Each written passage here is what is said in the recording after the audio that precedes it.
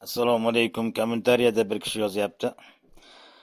Meni ukam juda katta pul oldirib qo'ydi. Bu ham bir laxatronda deb yozyapti.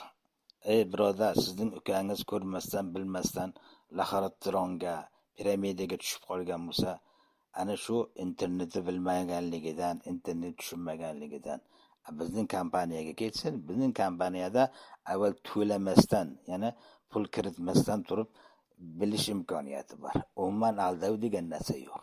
Hattoki piramida ham emas, qimor ham emas, laxatron ham emas.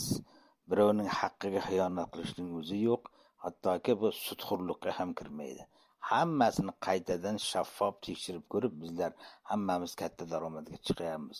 Qiziqmi? Marhamat, profilimda telefon raqamim, Telegram lichkam bor. Men bilan bog'laning, noldan o'rgatamiz.